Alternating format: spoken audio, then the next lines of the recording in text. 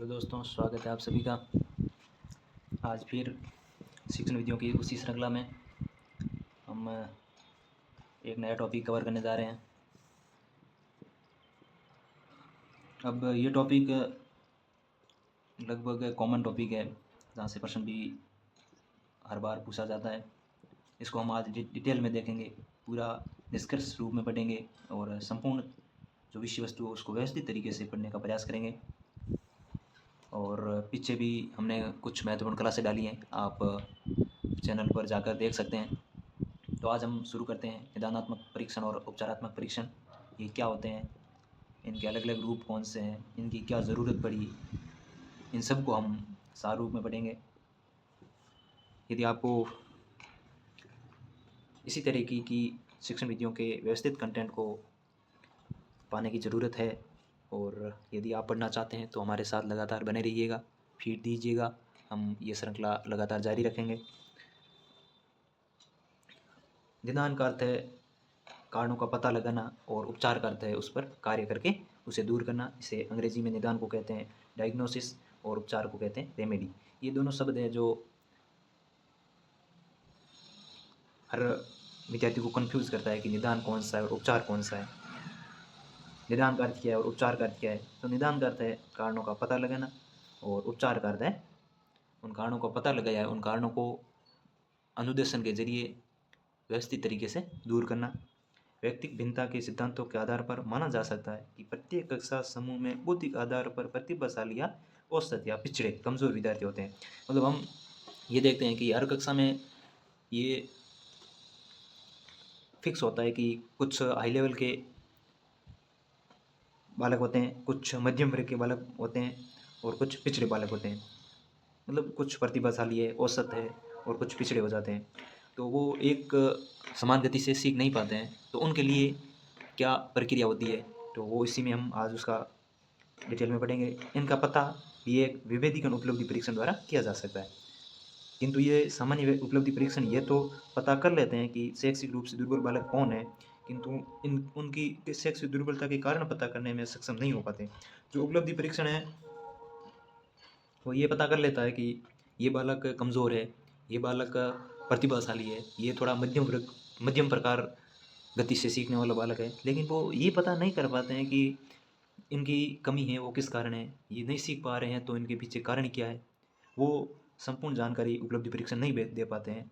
तो वो कार्य निदानात्मक परीक्षण करते हैं और तथा इन्हें इन खोजे गए कारणों को दूर करने का कार्य उपचारात्मक शिक्षण का है। निदानात्मक परीक्षण निदान करते हैं कारणों का पता लगाना। ऐसे परीक्षण जो बालक की शैक्षिक दुर्बलता के कारणों का पता लगाते हैं, अतः सामान्य उपलब्धि परीक्षणों से भिन्न ऐसे विशेष परीक्षण जो न केवल बालक की दुर्बलता के कारणों का पता लगाते हैं बल्कि उन कारणों का विश्लेषण कर उन्हें उनके समाधान हेतु परामर्श भी देते हैं।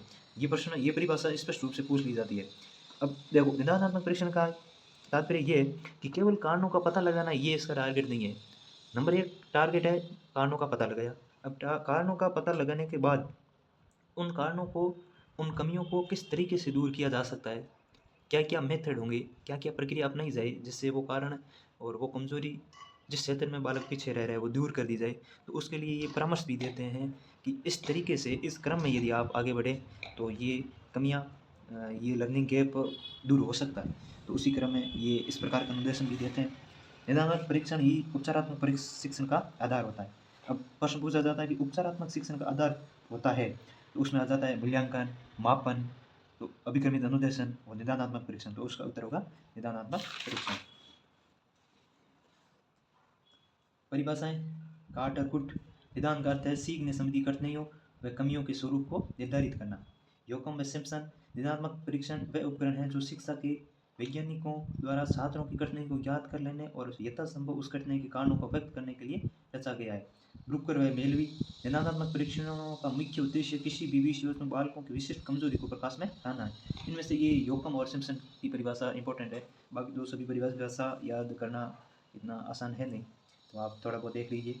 निदानात्मक परीक्षणों का स्वरूप है बालक क्या त्रुटि रखता है, बालक किस स्थिति में त्रुटि करता है, त्रुटि का कारण क्या है, किस त्रुटि का उपचार व्यक्तिगत है, किसका सामूहिक है, त्रुटि का विस्तार कितना है, क्या है, इस त्रुटि का अन्य त्रुटियों से क्या संबंध है। उपलब्धि परीक्षण और निदानात्मक परीक्षण में अंतर। उपलब्धि परीक्षण ये समय विशेष पर बालक ने कितना ज्ञान, अंक, ग्रेड अर्जित किए इसका निर्धारण करते हैं। और निदानात्मक परीक्षण है ये परीक्षण बालकों के कम अंक या ज्ञान प्राप्त करने के कारणों का पता करते हैं। ये संज्ञानात्मक पक्ष से संबंधित है, तो ये तीनों पक्षों से संबंधित होते हैं। इनकी प्रकृति मात्रात्मक है, इनकी मात्रात्मक और गुणात्मक दोनों है। ये सीखने का आकलन है। अब देखो, उपलब्धि परीक्षण है वो सीखने का आकलन है, यानी बालक ने कितना सीखा है। और निदानात्मक परीक्षण है ये सीखने के रूप में आकलन है, यानी ये ऑफ है और ये एज। ये प्रक्रिया के अंत में बालकों को उपलब्धि या ग्रेड देते हैं। ये अधिगम अवरोधकों को पहचान कर उन्हें दूर करने का परामर्श देते हैं। इसमें प्रश्न सरल से कठिन क्रम में होते हैं, इसमें प्रश्न सीखने के क्रम में होते हैं, यानी जिस गति से बालक सीख पाता है उसके क्रम में। इनकी प्रकृति निर्णायक है और इनकी प्रकृति सुझावात्मक है। एक बालक के सीखने की प्रमुख परिस्थितियाँ क्या है, ये वह कितना अभिप्रेरित है, ये जानना इन उपलब्ध परीक्षणों का काम नहीं है। इनका काम एक ही है कि बालक ने कितना सीखा है, जबकि बालक के सीखने की परिस्थितियाँ तथा अभिप्रेरणा स्तर को जानना आदि निदानात्मक परीक्षणों का प्रमुख काम है। उपलब्धि परीक्षणों या निदानात्मक परीक्षणों में मुख्य अंतर उद्देश्यों का होता है, यानी इस निदानात्मक परीक्षण के उद्देश्य अलग है और उपलब्धि परीक्षण के उद्देश्य अलग है। अब निदान की प्रक्रिया किस तरीके से की जाती है? निदान की प्रक्रिया निम्न प्रकार से होती है।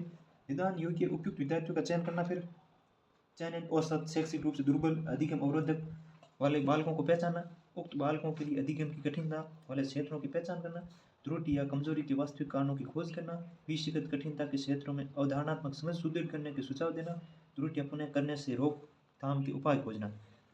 और मुख्य निदानात्मक परीक्षण गणित में कंपास डायग्नोस्टिक टेस्ट इन अरिथमेटिक, भाषा में है वो परीक्षण है आयोवा साइलेंट रीडिंग टेस्ट और प्रेसी का वाचन परीक्षण। निदानात्मक परीक्षणों का महत्व, इससे त्रुटियों के वास्तविक कारणों का पता चलता है, इससे अधिगम अंतरालों का पता चलता